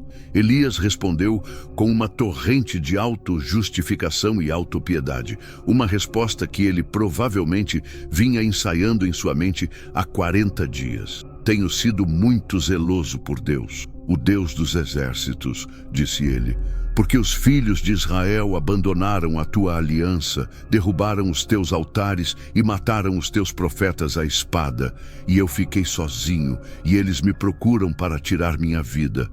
Sua resposta continha 3 erros fundamentais. Primeiro, um exagero de sua própria importância ou melancolia. Ele sentia-se deixado para trás, mas isso não era verdade. Segundo, um foco no fracasso do povo, ao invés da soberania de Deus. E terceiro, um profundo sentimento de autopiedade. Eles me procuram para tirar minha vida, dizia ele, preso em sua própria perspectiva limitada. Deus não debateu com ele, nem fez um sermão. Em vez disso, deu-lhe uma instrução: saia e fique na montanha na presença do Senhor. Deus estava prestes a se revelar ao profeta deprimido, mas não da maneira que Elias esperava. Ele estava prestes a corrigir sua teologia, que associava o poder de Deus exclusivamente a manifestações dramáticas e espetaculares, como o fogo no Carmelo. A fuga de Elias para Horebe não foi um ato de desobediência, mas um grito de socorro de um servo quebrado. E Deus, em sua graça, o encontrou naquele lugar de quebrantamento, não para condená-lo, mas para restaurá-lo, para reajustar sua visão e lembrá-lo de que os caminhos de Deus muitas vezes não são encontrados no rugido do fogo, mas na quietude de um sussurro. O pacto invisível continuava a se tecer, conectando o profeta desiludido com o legislador, que também se sentia sobrecarregado pelo fardo de um povo rebelde no mesmo solo sagrado. A voz suave e calma. Seguindo a instrução divina, Elias saiu da caverna e ficou à entrada, na encosta da montanha sagrada de Horebe, esperando pela manifestação de Deus. Sua experiência anterior, especialmente no Carmelo, o ensinou a associar a presença de Deus com demonstrações de poder avassalador e consumidor. Ele talvez esperasse uma repetição da teofania que Israel havia testemunhado séculos antes naquele mesmo lugar. Trovões, relâmpagos, fogo e fumaça. E no começo, parecia que suas expectativas se cumpririam. Primeiro, um vento grande e poderoso, tão forte que rachava as montanhas e despedaçava as rochas, passou diante dele. Era uma demonstração de poder puro, a força de um furacão capaz de remodelar a paisagem. O som deve ter sido ensurdecedor, o espetáculo aterrador. Mas a Escritura acrescenta uma frase crucial: a presença de Deus e a lição para Elias. Mas Deus não estava no vento. O vento foi uma manifestação do poder de Deus, mas não era a essência de sua presença naquele momento. Depois do vento veio um terremoto. A sólida montanha sob os pés de Elias começou a tremer e agitar violentamente, como se a própria terra estivesse convulsionando. Era outro despliegue de poder cósmico, uma força capaz de derrubar cidades e alterar o curso dos rios. Era o tipo de poder que faria qualquer ser humano se sentir insignificante e vulnerável. Mas, novamente, a Escritura nos informa: após o terremoto, veio um fogo. Elias conhecia bem o fogo de Deus. Ele havia visto como ele consumia um altar encharcado de água no Carmelo. O fogo representa a santidade, o juízo e a purificação de Deus. Era a manifestação que talvez mais se associava à intervenção divina na vida de Elias. A montanha poderia ter se iluminado com uma luz sobrenatural. O calor poderia ter sido intenso. Mas mais uma vez, a revelação foi a mesma. E após o fogo, Deus não estava no fogo. Vento, terremoto e fogo. Os 3 grandes símbolos do poder teofânico no Antigo Testamento eram as mesmas forças que haviam aterrorizado os israelitas ao pé do Sinai. Eram a linguagem do poder que Elias entendia, a linguagem que ele usara para desafiar Baal. Mas Deus estava ensinando a Elias, seu servo exausto, uma lição profunda. O poder nem sempre é a principal forma com que Deus se comunica ou trabalha. Sua obra mais profunda, muitas vezes, não acontece no espetáculo, mas na quietude. Então, após todo o barulho e a fúria, chegou o contraste. E após o fogo, um sussurro suave e delicado. No hebraico original, a expressão é kol de daká, que pode ser traduzida como uma voz de suave silêncio ou um som de um suspiro fino. Era um som quase imperceptível que exigia total atenção para ser ouvido. Era o oposto de tudo o que Elias acabara de testemunhar. Não era avassalador, mas íntimo. Não era violento, mas gentil. Não era público, mas pessoal. E foi nesse sussurro, nessa quietude, que Elias reconheceu a verdadeira presença de Deus. Ao ouvi-lo, ele soube instintivamente que aquele era o momento. Cobriu o rosto com seu manto, um gesto de reverência e humildade, semelhante ao de Moisés diante da sarça ardente, e se posicionou à entrada da caverna. A voz que surgiu do silêncio fez-lhe a mesma pergunta de antes. O que você está fazendo aqui, Elias? A repetição da pergunta foi intencional. Na primeira vez, Elias havia respondido a partir de seu sofrimento e autopiedade. Agora, depois de ter experimentado a revelação do caráter de Deus, ele teve uma nova oportunidade de responder. Surpreendentemente, Elias repetiu sua resposta anterior quase palavra por palavra, enumerando seu zelo, o fracasso de Israel e sua solidão. Isso mostra o quanto sua desesperança estava profundamente enraizada. Sua perspectiva não havia mudado instantaneamente, mas desta vez a resposta de Deus foi diferente. Em vez de outra demonstração de poder, Deus deu a Elias uma nova comissão. Ele lhe deu uma tarefa a fazer. A melhor cura para a autopiedade e a depressão é um propósito renovado. Deus lhe deu 3 tarefas específicas. Vá, volte pelo seu caminho, pelo deserto de Damasco e chegue até lá para ungir Hazael como rei da Síria. A Jeú, filho de Ninsi, ungirás como rei sobre Israel. Eliseu, filho de Safate, de Abel-Meolá, ungirás para ser profeta em teu lugar. Esta comissão foi a resposta prática de Deus à queixa de Elias. Primeiro, Deus mostrou-lhe que ele não estava sozinho na luta contra a idolatria. Deus levantaria juízes fora de Israel, como Hazael, e dentro de Israel como Jeú, para purgar a maldade da casa de Acabe. O plano de Deus era muito maior e mais complexo do que Elias podia ver. Seu zelo não havia sido em vão. Era apenas uma parte de um plano muito mais amplo. Em segundo lugar, e mais importante para Elias pessoalmente, Deus lhe deu um sucessor. A ordem de ungir Eliseu foi um ato de imensa graça. Deus estava dizendo a Elias que seu ministério não terminaria com ele, que seu legado continuaria. Ele não precisava carregar a carga sozinho, mas estava sendo convidado a investir na próxima geração, a passar seu manto. Finalmente, Deus corrigiu diretamente a visão errônea de Elias de que estava completamente sozinho. E eu farei que fiquem em Israel 7.000, disse Deus, cujas joelhos não se dobraram diante de Baal e cujas bocas não o beijaram. Na sua desesperança, Elias só conseguia ver o fracasso e a apostasia.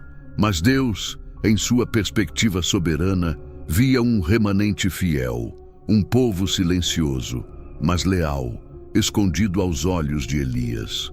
Elias não era o último homem de pé. Ele fazia parte de uma comunidade de fé muito maior do que imaginava. Restaurado, reorientado e recomissionado, Elias saiu de Horebe. O encontro com o silvo apassível e delicado não tirou seus problemas. Jezabel ainda estava no poder, mas lhe deu uma nova perspectiva sobre Deus e sobre seu ministério. Elias aprendeu que a obra de Deus nem sempre é explosiva e que o reino de Deus muitas vezes avança silenciosamente como um sussurro. Aprendeu também que a fidelidade não se mede pelos resultados visíveis, mas pela obediência à voz de Deus. Esse encontro em Horebe foi um momento crucial no pacto invisível. Conectou Elias a Moisés, não só geograficamente, mas teologicamente.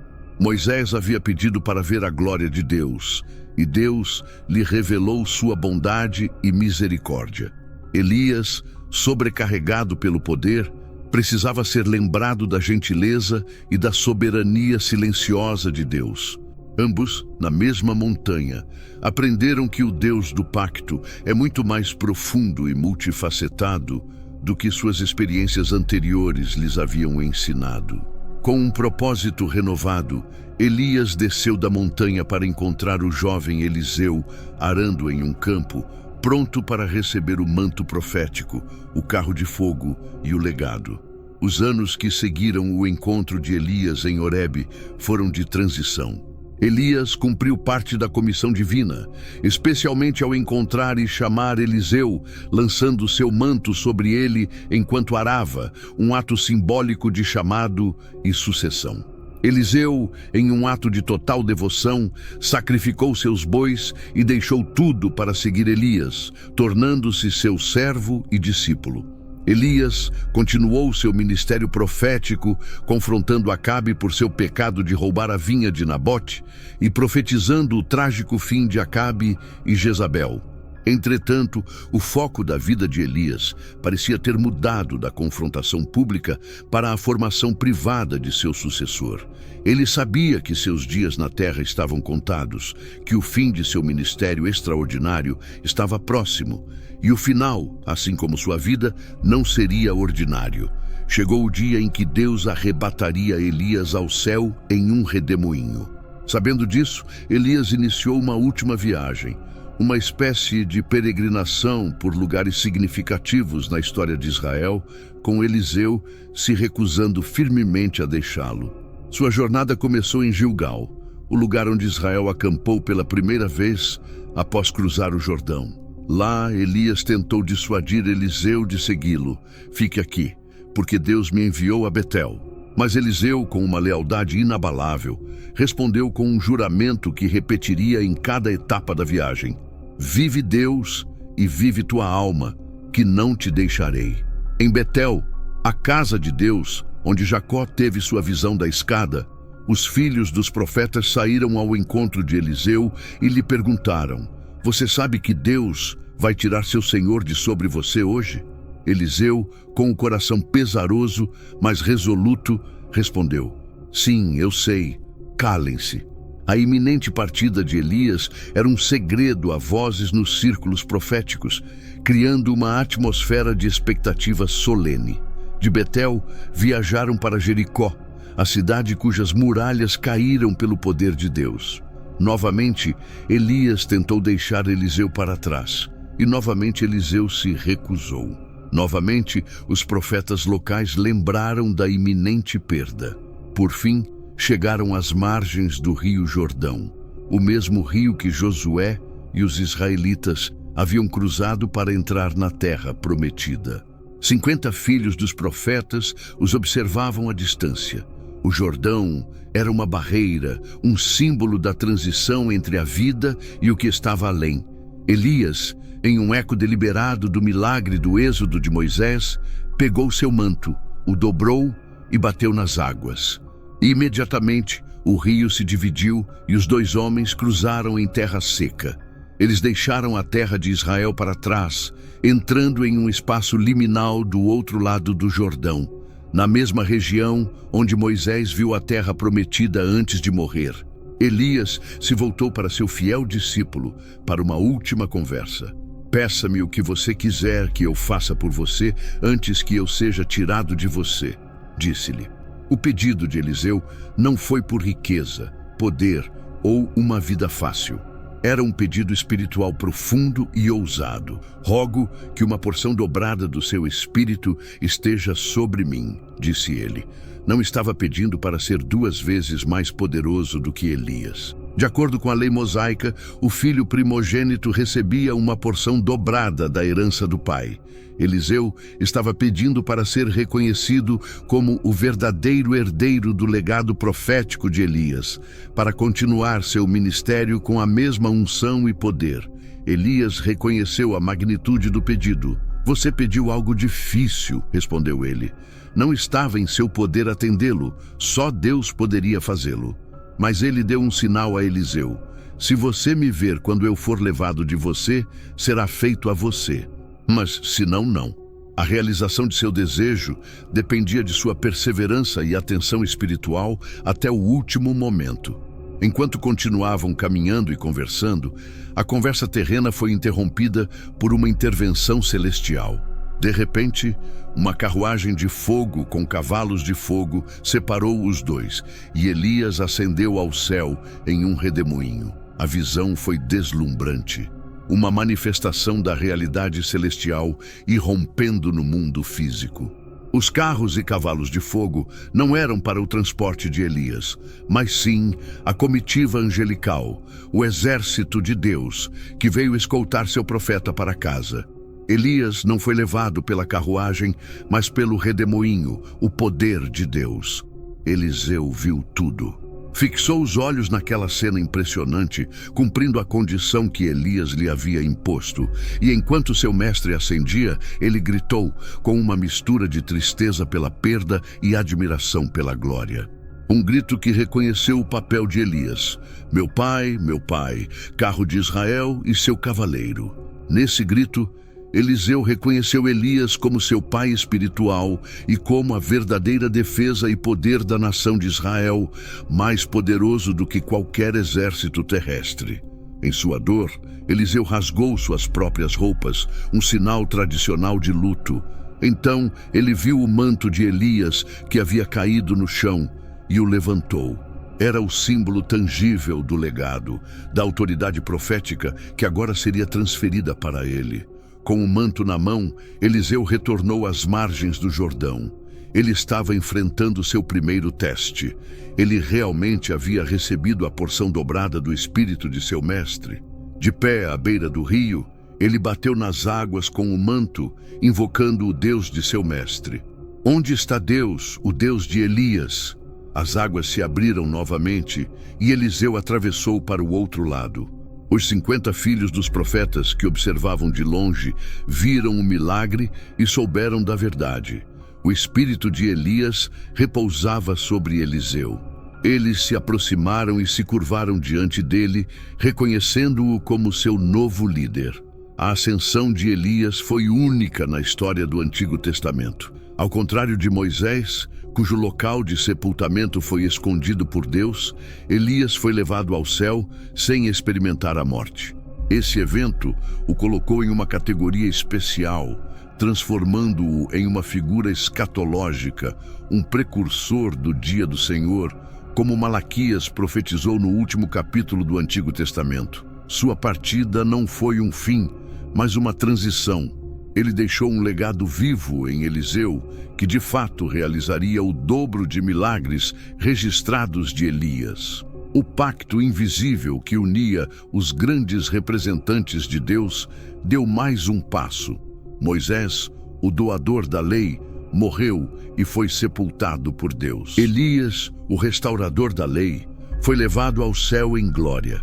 Ambos, de maneiras diferentes, transcenderam finais comuns, deixando suas histórias em suspense, esperando para ser concluídas em um futuro encontro em uma montanha diferente, na presença daquele a quem ambos deram testemunho, o Messias, que venceria a morte que Moisés experimentou e cumpriria a glória que Elias antecipou. Depois da partida de Elias, seu espírito continuou através do ministério de Eliseu, e uma linhagem de profetas continuou a pregar a palavra de Deus a uma nação muitas vezes surda. No entanto, com o tempo, a voz profética desapareceu. Malaquias, cujo nome significa meu mensageiro, proferiu a última mensagem profética registrada do Antigo Testamento por volta de 430 a.C. Sua profecia final foi tanto um aviso quanto uma promessa. Ela alertou sobre um dia vindouro de julgamento, grande e terrível, mas também prometeu que antes daquele dia, Deus enviaria de volta Elias, o profeta. Esse Elias vindouro teria a missão de restaurar o coração dos pais aos filhos e o coração dos filhos aos pais. Uma missão de restauração e reconciliação nacional para preparar o povo para a vinda do Senhor. Com essa promessa, o cânon do Antigo Testamento foi fechado e então começou o silêncio. 400 anos de silêncio e o precursor do Messias. Durante 4 séculos, não houve profeta em Israel, não houve nova revelação escrita. Os céus, que uma vez haviam se aberto com fogo para Elias e ressoado com a voz de Deus para Moisés, agora estavam em silêncio. Esse período, conhecido como o período intertestamentário, não foi de vazio, mas de intensa expectativa e fermento. As sementes plantadas pela lei e pelos profetas estavam germinando sob a superfície da história. O legado de Moisés, a Torá, tornou-se o centro da vida judaica. Os escribas e fariseus surgiram como mestres, estudando, interpretando e criando regulamentações em torno da lei. Para prevenir futuras apostasias, como a do bezerro de ouro, a sinagoga se tornou uma instituição central, um lugar de estudo e oração, onde as histórias da libertação do Egito e os mandamentos do Sinai eram lidos e ensinados a cada sábado. O povo vivia e respirava a lei. Cada festival, cada ritual, cada lei dietética era um lembrete do pacto feito no Sinai. No entanto, a lei por si só se tornara uma carga pesada. Apesar dos melhores esforços, ninguém conseguia cumpri-la perfeitamente. A lei agia como um espelho, mostrando o pecado do povo, mas não dava o poder para superá-lo. Tornou-se um tutor severo, como o apóstolo Paulo mais tarde descreveria, apontando constantemente a necessidade de uma justiça maior, que não poderia ser alcançada pelas obras. A figura de Moisés se erguia como um gigante do passado, cuja intimidade com Deus parecia inalcançável. Ele era lembrado como o libertador e o legislador, mas a liberdade que trouxe e a lei que entregou apenas evidenciavam a escravidão presente do povo, tanto aos seus próprios pecados quanto a uma sucessão de impérios estrangeiros. Paralelamente, o legado de Elias, representante de todos os profetas, ardia no coração da esperança messiânica. Os profetas haviam falado não apenas de juízo, mas também de uma futura restauração, de um novo pacto, de um rei vindouro da linhagem de Davi que estabeleceria um reino de paz e justiça. E a profecia de Malaquias havia vinculado explicitamente o retorno de Elias com a chegada do Messias. O povo esperava, escutando as Escrituras e buscando pistas sobre o tempo e a maneira da vinda do seu libertador. Cada líder carismático, cada rebelde que se levantava contra a opressão romana era examinado com a pergunta: você é o que há de vir ou devemos esperar outro? A figura de Elias se tornava um arquétipo do profeta ideal, zeloso, poderoso e destemido. Na refeição da Páscoa, uma cadeira era deixada vazia e um copo de vinho era colocado para Elias, esperando que ele voltasse naquela mesma noite para anunciar a chegada do Messias. Durante esses 400 anos, o mundo passou por grandes transformações. O Império Persa deu lugar ao Império Grego de Alexandre, o Grande, que espalhou a língua e a cultura helenísticas por todo o mundo conhecido. Isso abriu caminho para uma língua comum, o grego koiné, na qual seria escrito o Novo Testamento. Em seguida, o Império Romano surgiu, impondo sua Pax Romana, construindo estradas e unificando o Mediterrâneo sob uma só lei. Sem saber, esses impérios pagãos estavam preparando o cenário para a rápida propagação de um evangelho que logo nasceria em uma remota província da Judéia. Em meio a esse silêncio divino e turbulência política, a expectativa de um libertador como um novo Moisés, que conduziria o povo para fora da escravidão romana, e de um precursor com o espírito de Elias, se intensificou. O povo ansiava por uma nova palavra de Deus, um novo ato de libertação, um novo fogo do céu. Então, depois de 400 anos de silêncio, uma voz clamou no deserto.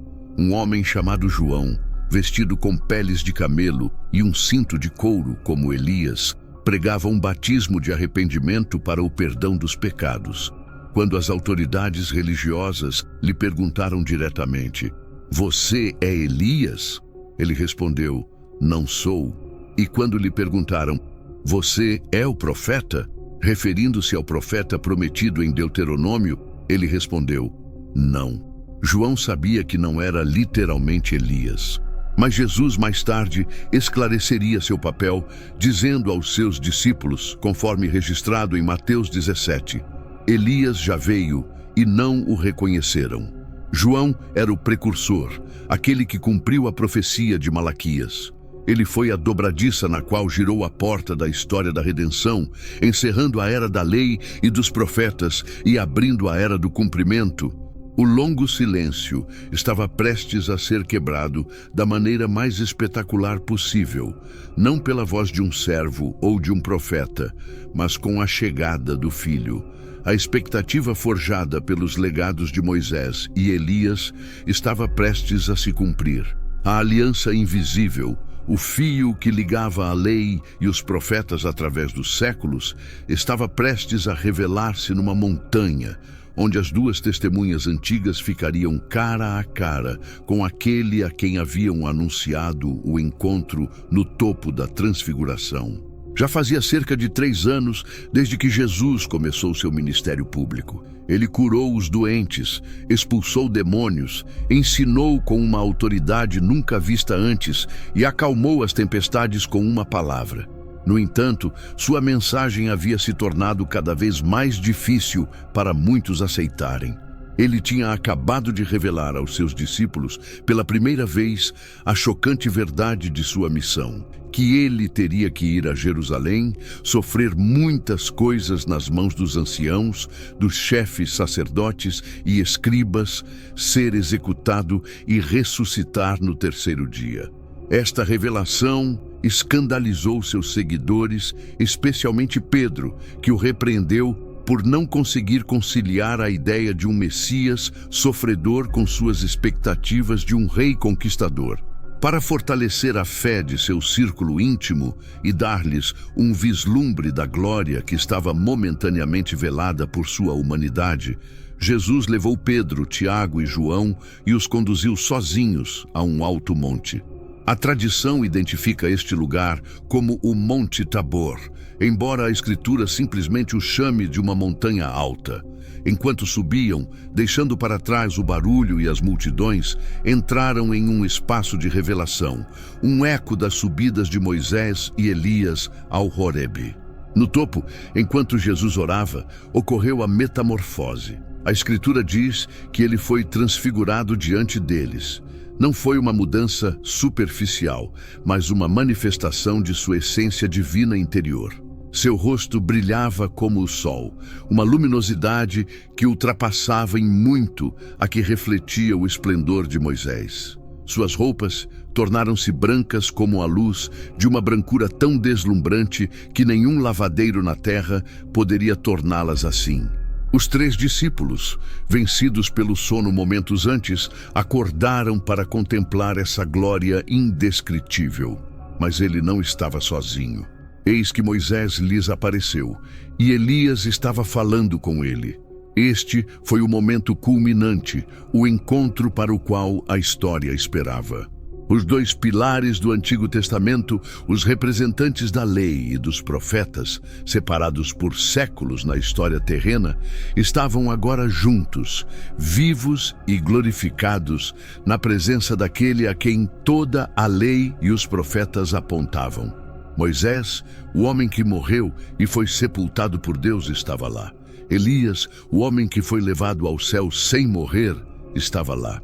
Seus diferentes finais terrenos foram resolvidos na mesma realidade celestial, demonstrando que para Deus todos estão vivos, em pé de igualdade, não como figuras mitológicas, mas como pessoas reais, conscientes irreconhecíveis. A presença de Moisés e Elias era profundamente simbólica. Moisés representava a lei, a aliança do Sinai, os fundamentos da relação de Israel com Deus. Elias representava os profetas, a linha contínua de mensageiros que chamaram Israel ao arrependimento e anunciaram a vinda do Messias.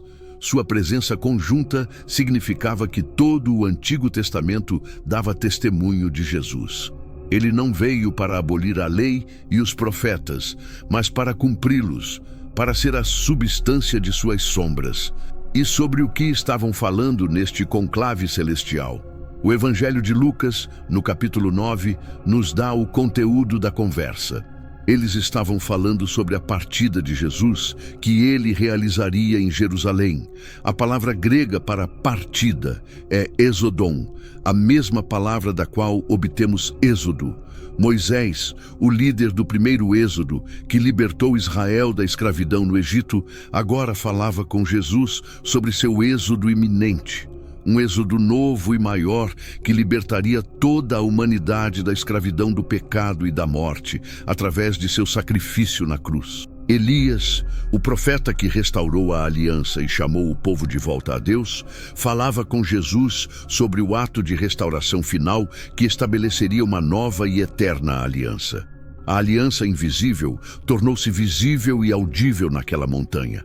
Era o plano de redenção discutido pelos seus principais protagonistas. Moisés e Elias, que em suas vidas terrenas haviam visto apenas um vislumbre da glória de Deus e ansiavam pelo dia da salvação, agora compreendiam totalmente. Eles não estavam ali para aconselhar Jesus, mas para encorajá-lo e dar testemunho da necessidade e da glória de seu sacrifício vindouro.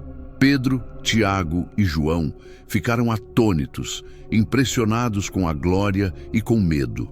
Pedro, sempre impulsivo e sem saber o que dizer, fez uma sugestão bem intencionada, mas teologicamente errônea. Senhor, bem, é por nós que estamos aqui. Se quiser, deixe-nos fazer 3 tendas aqui, uma para você, uma para Moisés e uma para Elias. Em seu espanto, ele colocou Jesus no mesmo nível de Moisés e Elias como 3 grandes figuras da história da fé. Mas antes que ele pudesse terminar de falar, uma nuvem de luz, a Sequina, a mesma nuvem de glória que guiou Israel no deserto e encheu o tabernáculo, os cobriu e da nuvem trovejou a voz de Deus Pai. Este é meu Filho amado, em quem me comprazo. A ele ouvi. A declaração foi uma correção direta e uma confirmação suprema. Ele não era um dos 3. Ele era o Filho amado, único e preeminente. O mandato não era mais ouvir a lei de Moisés ou as profecias de Elias como palavra final, mas ouvir o Filho. Jesus é a revelação final e completa de Deus. A lei e os profetas haviam cumprido seu propósito. Agora, todos os olhos deveriam estar voltados para o Filho. Ao ouvir a voz, os discípulos caíram com o rosto no chão, cheios de um medo ainda maior. Jesus se aproximou, tocou neles e disse com sua gentileza característica: levantem-se e não tenham medo. E levantando os olhos, não viram ninguém, senão somente a Jesus. Moisés e Elias se foram. A visão havia terminado. A lei e os profetas se retiraram, deixando Jesus como a única figura central.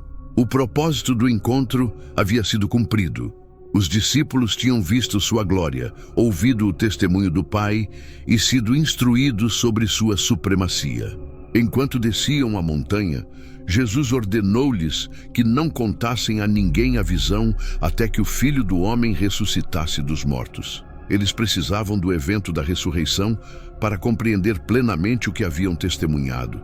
A transfiguração foi o cumprimento da aliança invisível, a confirmação do céu da missão terrena de Jesus. Ele uniu o Antigo e o Novo Testamento em uma única narrativa coerente de redenção, mostrando que o legislador do Sinai e o profeta do Carmelo serviram ao mesmo plano que culminou no sacrifício do Cordeiro de Deus no Calvário. A glória se esvaiu, A nuvem se dissipou e no topo da montanha só Jesus permaneceu, olhando para a estrada que descia em direção a Jerusalém. A reunião havia terminado. O pacto invisível havia sido selado da vista das testemunhas celestiais e terrestres. Moisés havia retornado ao seu descanso, Elias ao seu lugar na glória. Mas ambos deixaram para trás uma certeza. A lei e os profetas encontraram seu sim e seu amém nele. Sua conversa sobre o êxodo na cruz não foi de derrota, mas a estratégia final para a vitória sobre a morte. Este pacto, tecido no fogo de uma sarça queimada, no silêncio de uma caverna e agora na luz da transfiguração, nos ensina que a história de Deus é uma única história e que cada ato de fé, cada palavra de profecia, encontra seu significado último na pessoa de Cristo. A montanha agora estava silenciosa, mas sua mensagem ressoaria por toda a eternidade. Se esta revelação do plano perfeito de Deus fortaleceu sua fé, por favor, escreva nos comentários: Jesus é a realização de tudo. Assim, saberemos que a palavra continua viva em nossos corações. Inscreva-se para seguir descobrindo as verdades profundas das Escrituras e compartilhe este vídeo com alguém que precisa ser lembrado de que todas as promessas de Deus se cumprem. Sim.